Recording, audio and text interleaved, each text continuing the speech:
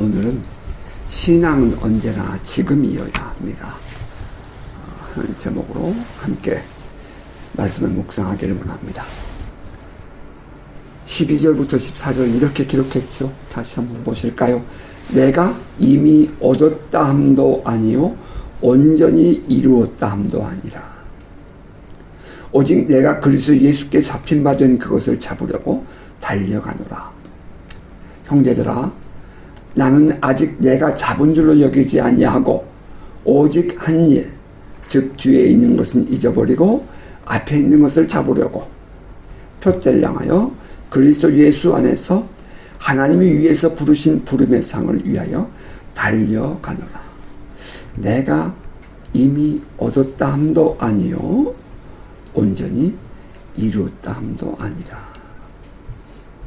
나는 아직 내가 잡은 줄로 여기지 아니하고 오직 한 일, 즉 뒤에 있는 것은 잊어버리고 앞에 있는 것을 잡으려고 달려간다. 이렇게 말을 했습니다.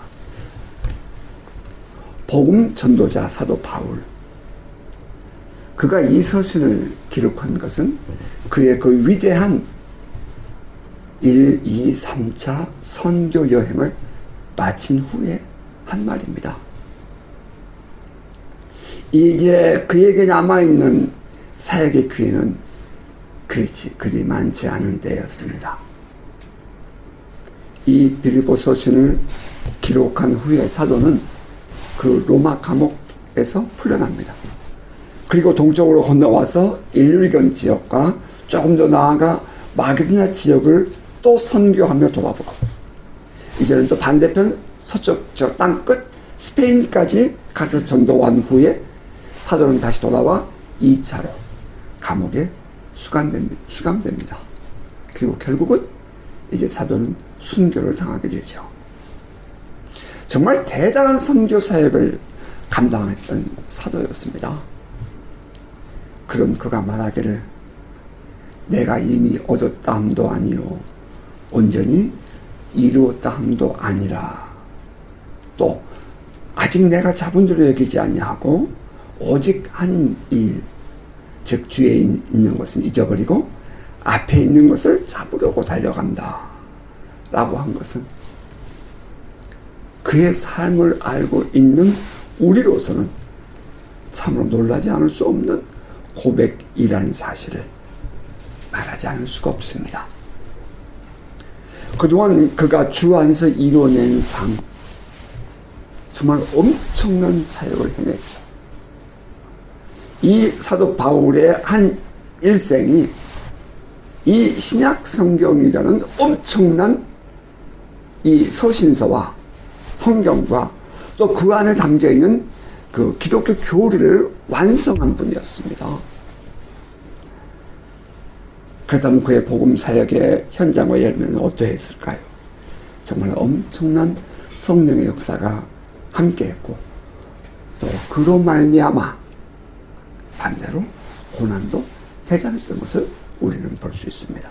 자, 여기서 먼저 우리가 이 내가 오직 한 일, 즉 뒤에 있는 일은 잊어버리고 라고 했던 그 뒤에 있는 일은 어떤 것이었던가 하는 것을 우리가 몇 가지로 살펴보도록 하겠습니다. 다시 말하면 사도 바울의 복음 전도의 특징은 어떠했는가 하는 것입니다. 그 사도 바울의 사역의 특징은 첫째, 언제나 예수가 그리스도라는 사실을 전했다는 것입니다. 그것은 언제나였어요. 그는 가는 곳마다 유대인들이 모이는 회장을 찾아갑니다. 그리고 그것에서 복음을 전했어요. 다시 말하면 그가 이방인을 위한 사도라고 하지만 언제나 그런 유대인 디아스포라들이 모여있는 회당으로 가서 복음을 전했다는 것입니다. 자, 이것도 좀 또 미스테리한 일이에요. 사도 바울은 이방인을 위한 그릇이었어요. 그러나 그는 언제나 그의 사역이 풀어지는 곳은 이 회당에 가서 이방인들과 함께 있는 그 디아스포라 유대인들에게 복음을 전하기 시작했다는 겁니다. 그는 결코 유대인들을 무시하거나 간과하지 않았어요. 그는 가는 곳마다 이방인이 아닌 유대인들을 중심으로 복음을 전합니다. 그런데 놀라운 것은 그들과 함께 하던 이방인들이 예수를 그리스도라고 전하는 복음을 받아들일 때라는 것입니다. 예수가 그리스도라고 하는 것은 유대인들에게나 이해가 될 법한 그런 복음 아니었습니까? 왜냐하면 유대인들은 그리스도 곧 메시아를 기다리고 있었기 때문입니다. 사도는 그들이 가지고 있는 성경을 찾아서 해석해 주면서 자기들이 기다리던 메시아 곧 그리스도가 바로 저 나사렛에서 나온 그 예수였다라는 사실을 설명해 줍니다. 왜 십자가에서 죽고 부활한 그 예수가 메시아인지를 그런 설명해 준 것입니다. 그리고 또 사도 바울은 그들에게 왜 우리가 예수를 믿어야 하는가 하는 것을 설명해 주었습니다. 오직 예수 그리스도만을 통해서만 구원이 있기 때문입니다. 사도 바울의 복음 전도의 가장 중요한 메시지, 가장 중요한 핵심은 바로 그것이었습니다. 예수가 그리스도였다. 이게 오리지널 가스펠입니다.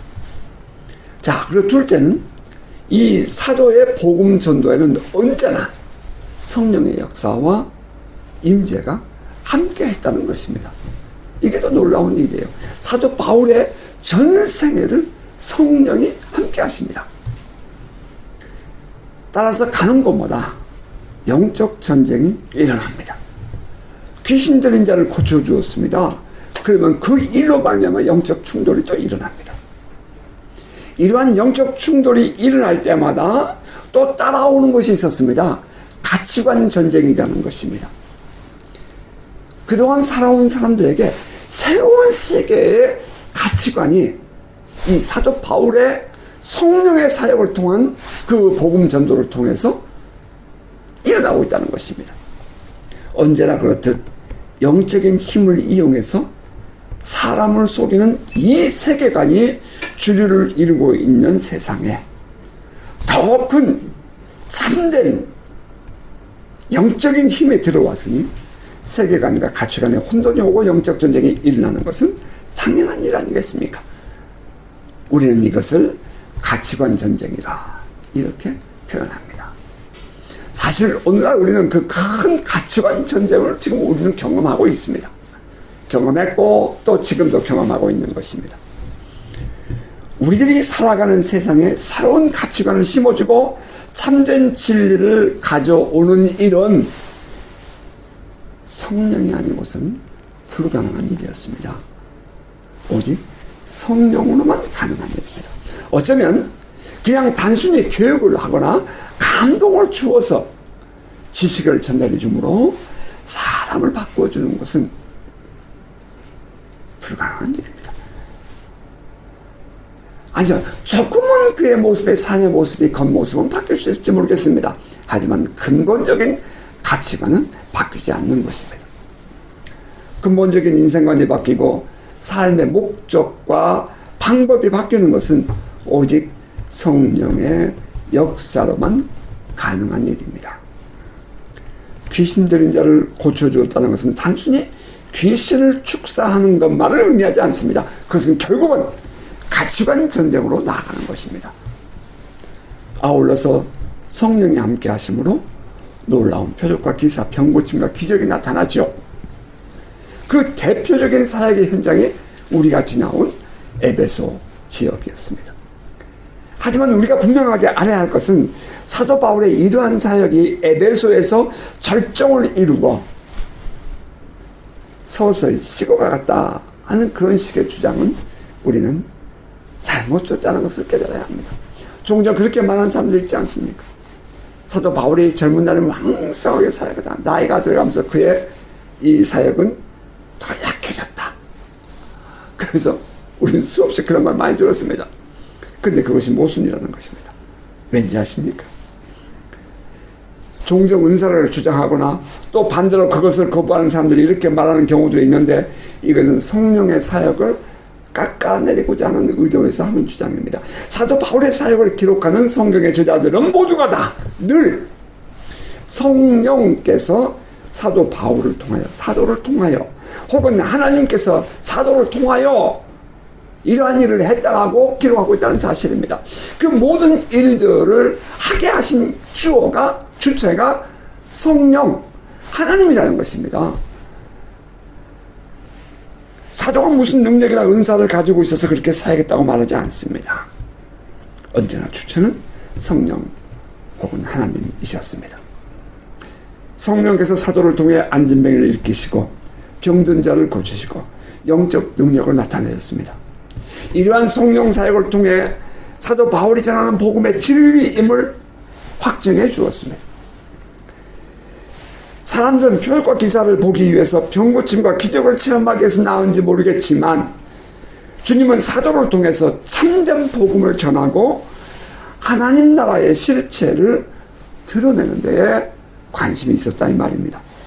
참으로 엄청난 기적이 사도가 가는 곳마다 일어났습니다. 심지어는 유라굴로 광풍을 만나 유리하던 배가 한 섬 멜리데에 도착했을 때에는 장작을 피우는 그 불가에 사람들이 모여있다가 장작 속에 숨어있던 독사가 나와서 바울의 팔을 물었습니다. 모든 사람이 다 보고 깜짝 놀랐습니다. 그런데 그 독사가 물었던 사도는 전혀 아무런 문제가 없는 것처럼 뱀을 털어버리고 그런 건강하게 살아났습니다. 그러한 놀라운 이 기적을 보이면서까지 하나님은 살아계심을 드러내셨고 예수 그리스도의 복음을 전하게 했습니다. 병든 자가 고쳐지고 귀신이 축사되며 예수 그리스도의 이름의 권세와 능력이, 성령의 능력이 드러났습니다. 자, 여기에는 성령께서 그의 사역을 이끄시고 길을 여시는 역사가 동반합니다. 심지어는 사도 바울의 몸에 병이 들어서 가던 길을 멈춰야 했을 때도 있었습니다. 그래서 그런 가던 길을 방향을 바꿔서 윗지방으로도 가야 했을 때도 있었습니다. 그가 애를 썼지만 갈 수 없는 상황도 있었습니다. 그런 그 환란을 만나서 배 안에서 불안해하고 있었을 때에 주의 영이 그에게 나타나서 그를 위로해주는 그런 은혜도 체험했습니다. 또 드로아에서는 건너와 우리를 도우라 하시는 그런 꿈도 꾸게 하셨습니다. 그 모든 이 그의 삶의 인생의 과정이 바로 성령이 함께 하시는 삶이었다는 것입니다. 이게 사도 바울의 두 번째 특징입니다. 자, 그리고 셋째로 이제 사도는 그로 말미암은, 그러니까 다시 말하면 이런 영적 전쟁과 이런 이 사도를 통한 참된 그리스도의 복음과 그리고 이 성령의 역사가 일어나게 되니까 반대로 이제 사도에게는 박해와 고난이 늘 따라다녔다 하는 것입니다. 자, 오늘날 같으면 박해와 고난이 오면 이것은 잘못된 것이냐 비아냥거리는 모습을 보곤 합니다. 한때 아프간에서 복음을 전하던 한 젊은 선교사가 그들에게 죽었습니다. 그랬더니 오늘날까지도 그 사건을 가지고 비아냥거리고 그 젊은이를 죽게 했다고 손가락질을 합니다. 그러나 생각해보면 우리 대한민국에 복음이 어떻게 들어왔습니까? 그 셔먼호를 타고 들어온, 대종원변에 타고 들어왔던 그 한 사람 토마스가 그 대원군의 그 조정의 그 병사들에게 죽음으로 말미암아 저 조선 땅에 복음에 들어온 것 아닙니까? 젊은이들이 일어나서 순교를 하고 복음을 전하는 일에 애를 쓰고, 저 에콰도르의 엘리엇 같은 경우는 남편이 들어가서 죽었습니다. 그랬더니 그의 아내가 다시 또 그 지방을 들어갑니다.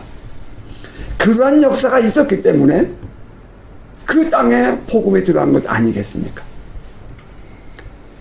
고난과 박해가 왔다고 해서 그것이 잘못이라고 말하는 것은, 이것은 참된 기독교 신앙은 아닌 것입니다. 사도와 그 일행, 그리고 처음 예수를 믿은 사람들은 이러한 박해와 고난을 조금도 두려워하지 않고 뚜벅뚜벅 복음 전도의 사역을 이루어 갔습니다. 지금 이 서신을 쓰고 있는 사도는 억울하게 로마 감옥에 붙잡혀 있는 거죠. 때로는 죽을 뻔한 매를 맞기도 했습니다. 분노하는 사람들을 피해서 다른 곳으로 가야만 했을 때도 있었어요. 아니요, 이 사도 바울하고 해서 항상 그것을 딱 고든 길로만 가는 것이 아니었어요. 때로는 주변 사람들이 만류해서 돌아가기도 합니다. 때로는 밤늦게 한밤중에 피하기도 합니다. 때로는 저 윗지방으로 다른 길로 가기도 합니다. 배를 타러 가려다가 육지로 걸어가기도 합니다. 뭐 그런 여러 가지 상황을 겪습니다. 사도가 로마에 온 것은 우리는 사도가 이미 내가 로마에 가서 복음을 전해야 하리라 그렇게 말했기 때문에 이 사도가 로마에 그가 스스로 온 곳 아니라는 것도 우리는 알고 있지 않습니까? 사도가 로마에 오게 된 것은 분노하는 예루살렘 그 유대인들을 피하기 위해서 가이사에게 상소했기 때문입니다. 사도가 복음을 전하기 위해서 스스로 로마에 온 것 아니에요. 3차 선교를 마치고 예루살렘에 갔다가 그곳에서 분노하는 유대인 폭도들을 만나게 되고 그들로부터 피하기 위해 가이사에게 상소한 것이 이제 그로 하여금 로마로 올 수 있는 기회를 만들어준 것입니다. 다시 말하면 합력의 선을 이룬 경우라 이 말입니다.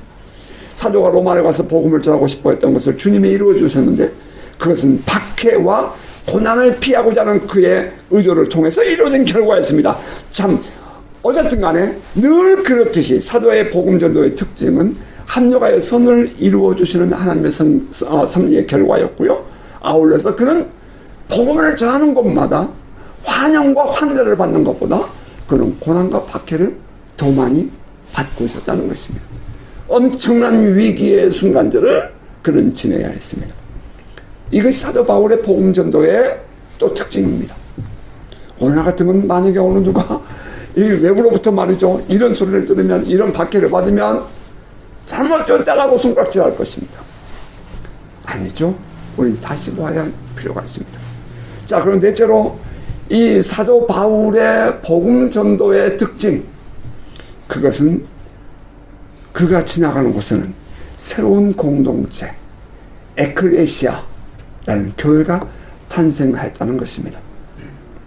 전혀 새로운 가치관과 신앙을 가진 사람들이 이제 그동안 살아온 자기들의 삶의 회를 틀고 자기들의 회를 흔들고 이제 그들은 자기들만의 공동체를 이루어 갑니다. 아무리 보아도 사도 바울의 선교 여정을 보면 교회를 목조하고 교회를 세우기 위해서 그가 다닌 것은 아니었음을 알 수 있습니다. 그런 복음을 전했습니다. 그러면 그 복음을 듣고 예수를 믿는 사람들이 스스로 모여서 하나를 이루었습니다. 그 당대에는 아주 독특한 신앙 공동체죠. 전혀 새로운 그런 가치관을 가진 사람들의 모습이었습니다. 박해를 받으면 받을수록 더욱 돈독해지는 아주 신비로운 단체로 성장해 갔습니다. 물론 그 초대교회 안에는 그들이 온전히 순수한 신앙을 가진 사람만 모인 것은 아니었습니다. 그들 안에도 그릇된 신앙을 가진 사람이 있었습니다. 자기들의 주장을 신앙이라는 명목으로 거죽을 씌워서 들어온 사람도 있고요. 세상 철학과 사상을 가지고 온 사람도 있었습니다. 율법을 지킬 것을 주장하는 사람도 있었고요. 뭐 갖가지의 많은 사람들이 그 안에 들어왔습니다. 그들 중에는 세상에서 살던 습관을 그대로 교회 안에 가져온 사람도 있었습니다. 그 당시에 이 세상에 사는 습관이 어떤 것입니까? 얼마나 음란하고 더럽습니까? 근데 그러한 것을 가지고 들어온 사람도 있었다 이 말입니다. 성령 받고 은사 받았다고 다 변하는 것은 아니었으면 여전히 세상 사람들 사는 것처럼 똑같이 그렇게 사는 사람들이 그 안에 있었다는 것입니다. 그러나 그럼에도 불구하고 이 새로운 공동체 에클레시아 교회는 성장해 갔습니다. 이것이 사도 바울이 그동안 복음을 전하며 살아온 지난 20여년의 삶이었습니다. 자, 생각해보면 엄청난 사역을 해냈죠. 그런 그가 이제 이렇게 자신의 신앙을 고백하는 것입니다. 내가 이미 얻었다 함도 아니요 온전히 이루었다 함도 아니라 오직 내가 그리스도 예수께 붙잡힌 바 된 그것을 잡으려고 달려가노라.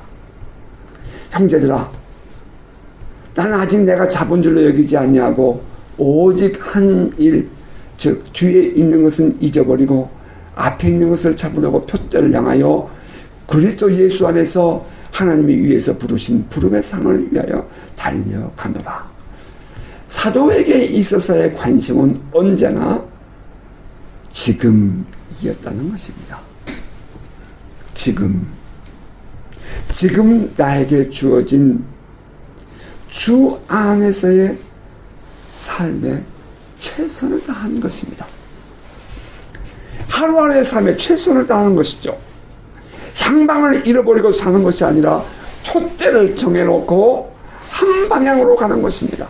하나님이 그리스도 예수 안에서 나를 부르신 그 부름의 상을 위하여 최선을 다하는 삶을 사는 것입니다. 때로는 넘어지기도 하고 고통을 당하기도 해요. 때로는 죽을 뻔도 하고 사람들 때문에 아픔을 겪기도 합니다.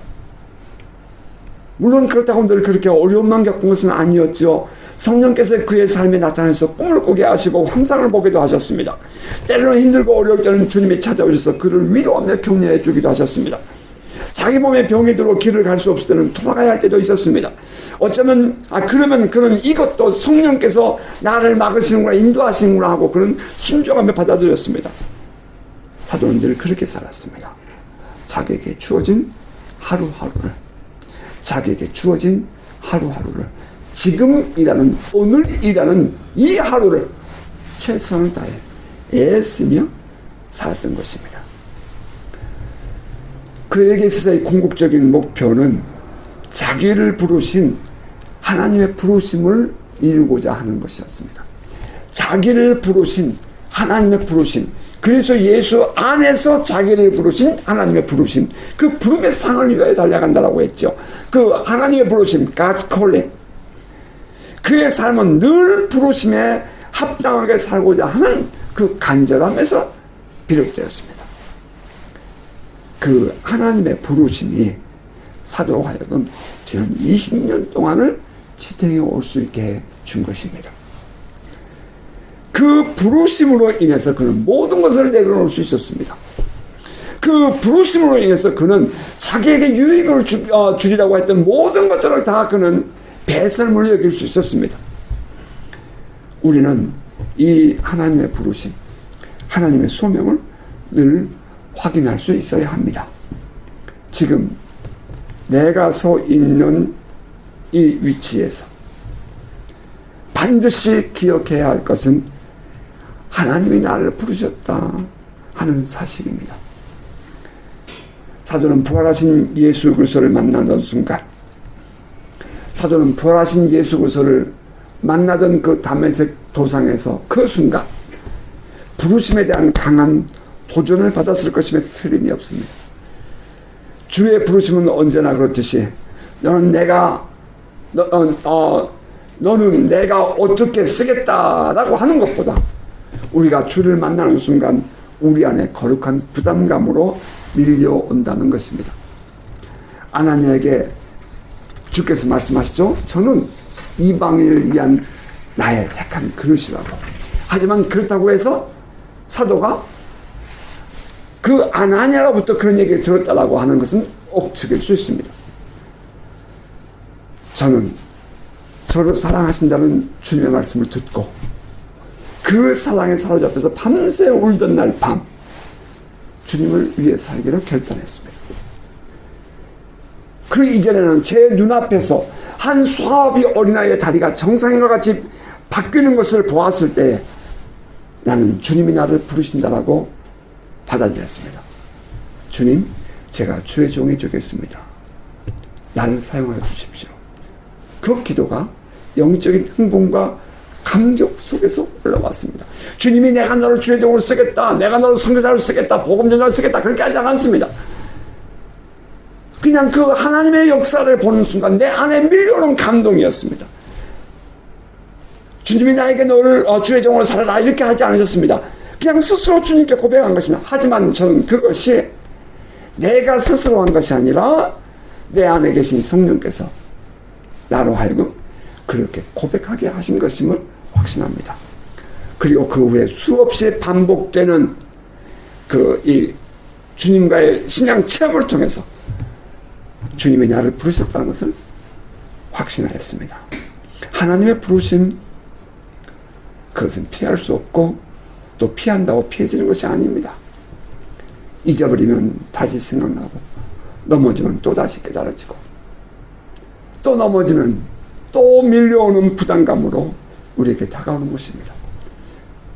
이 부르심을 잊어버리고 살면 한동안은 아무 일 없을 것 같다가도 그런데 어떤 일을 만나 정신이 화들짝 들면 내 안에 깨달아지고 밀려오는 것이 하나님의 부르심인 것입니다.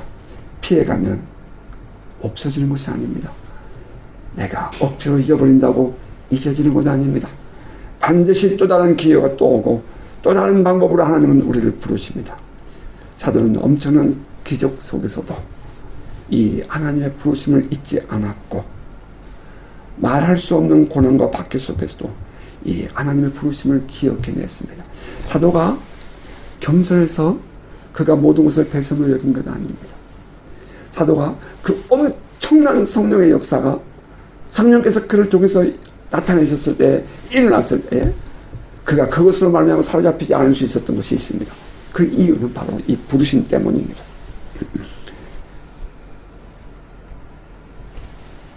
이 하나님의 부르심으로 인해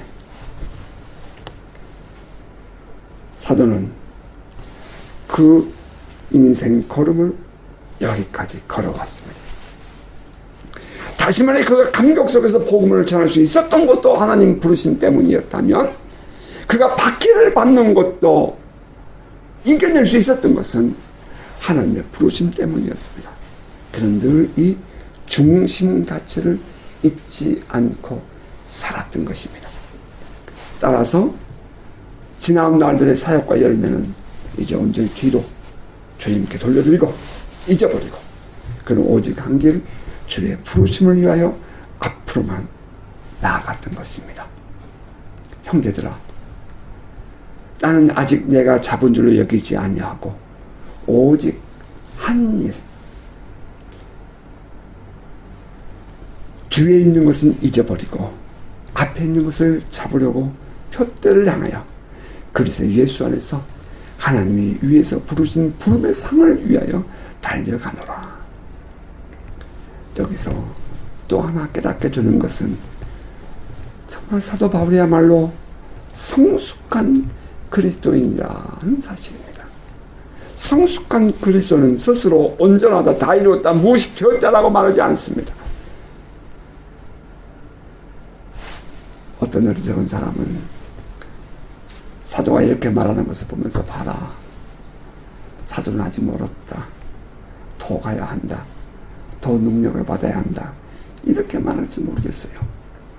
하지만 진정으로 성숙한 신앙인이라면 이렇게 말하는 사도야말로 참으로 성숙한 신앙인의 표상이라는 것을 알 것입니다. 자, 그렇습니다. 이것은 사도가 겸손해서 하는 말이 아닙니다. 그는 참으로 하나님의 부르심을 생각하며 늘 하루하루를 최선을 다해 산 사람이었습니다. 자, 그러면 사도는 또 이제 그 다음 절에 우리에게 이렇게 말합니다. 그러므로 우리 온전히 이룬 자들은 이렇게 생각할지니 만일 어떤 일에 너희가 달리 생각하면 하나님이 이것도 너희에게 나타내시리라. 좀 문구가 어려워요. 세번역 다시 한번 읽어드릴게요. 그러므로 누구든지 성숙한 사람은 이와 같이 생각하십시오. 여러분이 무엇인가를 달리 생각하면 하나님께서 그것도 여러분에게 드러낼 것입니다. 해석을 해드리면 이렇습니다. 우리가 성숙한 신앙인으로 살기를 원하는 사람이라면 서로 무엇인가 생각을 달리하는 경우가 있을 때에는 하나님께서 그것을 우리 안에 깨닫게 하실 때가 올 것이라는 사실을 믿고 서로를 그 모습 그대로 받아들이자 하는 말. 서로를 그 모습 그대로 받아들이자. 그 다음 절과 관계가 있습니다. 자, 사도가 말한 것처럼 지금이 끝이 아니라 지금은 신앙의 과정 중에 있다는 것입니다. 하나님께서 부르신 부르심을 이루기 위해 우리는 모두 각자에게 허락하신 일을 최선을 다하는 것입니다. 그리고 지금은 이해가 되지 않고 받아들이기 어려운 것이라도 하나님께서 우리 안에 알게 하실 것을 믿고 그 지금이라는 순간을 각자 최선을 다하는 것입니다. 사도가 또 이어서 이렇게 말합니다. 16절에 오직 우리가 어디까지 이르렀든지 그대로 행할 것이라. 하나님의 궁극적인 목표, 하나님의 부르심을 이룬다는 표대를 향해 살아감에 있어서 우리는 모두 각자 다른 신앙의 수준에서 살아갑니다. 쉽게 표현하면 1에서 10까지의 과정이라고 생각할 때에 어떤 사람은 1의 수준에 있고 어떤 사람은 3, 어떤 사람은 5의 수준에 있을 수 있습니다. 따라서 사도는 우리에게 말하기를 각자 우리가 어디에 이르렀든지 그 자리에서 최선을 다하라 이렇게 당부한 것입니다. 저는 이 말씀을 묵상하면서 우리가 어디에 이르렀든지 우리가 어디에 이르렀든지라는 이 말씀은 곧 오늘 혹은 지금 우리가 이르는 신앙의 자리에 현재 위치를 의미한다라고 저는 받아들였습니다. 우리가 어디에 이르렀든지 그곳은 지금 우리가 있는 신앙의 위치요 삶의 자리를 말한다 하겠습니다. 그렇다면 우리는 지금 우리가 살고 있는 삶의 현장, 지금이라는 이 시간 속에서 최선을 다하는 것이 우리를 부르신 그 하나님의 부르심에 합당하게 사는 것임을 깨닫게 됩니다. 지금 서 있는 이 자리에서, 지금 여러분이 살아가고 있는 삶의 현장에서, 지금 여러분의 신앙의 수준의 그 정도에서 그 주님의 부르심이라는 표대를 바라보고 우리는 최선을 다해 사는 것입니다. 믿음 안에서, 주 안에서. 때로는 이해하기 힘들고 받아들이기 어려운 일을 만난다 할지라도 하나님께서 그 일에 함께 하시며 섭리하심을 믿고 우리 모두에게 주어진 믿음의 분량대로 최선을 다하여 살아가는 것입니다. 자, 말씀을 맺겠습니다. 오늘의 중요함, 지금이라는 이 순간의 중요함 다시 한번 깨닫습니다. 이 오늘이라는 시간이 모여서 한 달이 되고 1년이 되고 우리의 일생이 되는 것입니다. 지금이라는 이 순간이 쌓여서 우리의 인생이 되는 것입니다. 지금의 신앙이 얼마나 중요한가 하는 것입니다. 우리는 종종 지난날의 업적을 생각하며 착각에 빠질 때가 있습니다. 그때는 어떠했는데. 사도는 우리에게 아주 귀중한 교훈을 주었습니다. 뒤에 있는 것은 잊어버리고 앞에 있는 것을 찾으려고 달려가는 사도 바울처럼 표대를 향해 나아가는 삶을 살고 싶습니다. 하나님의 부르심, 그리스도 안에서 하나님의 부르신 그 부르심, 하나님께서 지금 이 순간 나에게 향하신 그 하나님 아버지의 마음, 그 부르심, 그것을 위해서 우리 최선을 다하며 살아가십시다. 때로는 각자의 생각이 다를 수 있습니다. 신앙의 정도의 차이가 있을 수 있습니다. 하지만 그것조차도 주님께 맡기고 나에게 주어진 오늘 지금이라는 이 순간을 놓치지 말고 최선의 노력으로 살아가시길 바랍니다. 지금도 우리와 함께 계시며 우리 안에 섭리하시고 모든 것을 합력하여 선을 이루실 주님을 기대하면서 말입니다. 시줄과 날줄이 왔다 갔다 모여서 하나의 아름다운 옷감을 이루듯이 우리 안에 다름이 오히려 아름다운 조화를 이루고 온전함을 이루는 기회가 되도록 각자에게 주어진 부르심대로 주 안에서 열심히 자기의 자리를 지키며 주님을 예배하며 살아가시길 바랍니다. 오늘 새벽에는 꿈속에서 설교를 하면서 깨어났습니다. 한 교회에서 설교를 하면서 예배란 무엇인가 하면서 그동안 하나님께서 우리의 사역 속에서 우리의 삶 속에서 이루셨던 그 과정들을 설명하며 그러면서 눈을 떴습니다. 오늘도 또 저를 향하신 부르심, 우리 모두를 향하신 각자의 부르심, 그 하나님의 부르심을 바라보고 여러분 또 앞으로 나아가는 저와 여러분 이번 한 주간 될 수 있기를 바랍니다. 다시 한 번 더 사도가 기록해 준 이 말씀 읽고 마치겠습니다. 내가 이미 얻었다 함도 아니요 온전히 이루었다 함도 아니라 오직 내가 그리스도 예수께 잡힌 바 된 그것을 잡으려고 달려가노라. 형제들아, 나는 아직 내가 잡은 줄로 여기지 아니하고 오직 한 일, 즉 뒤에 있는 것은 잊어버리고 앞에 있는 것을 잡으려고 표대를 향하여 그리스도 예수 안에서 하나님이 위에서 부르신 부름의 상을 위하여 달려가노라. 그러면 누구든지 우리 온전히 이룬 자들은 이렇게 생각할지니 만일 어떤 일에 너희가 달리 생각하면 하나님이 이것도 너희에게 나타내시리라. 오직 우리가 어디까지 이르렀든지 그대로 행할 것이라. 아멘.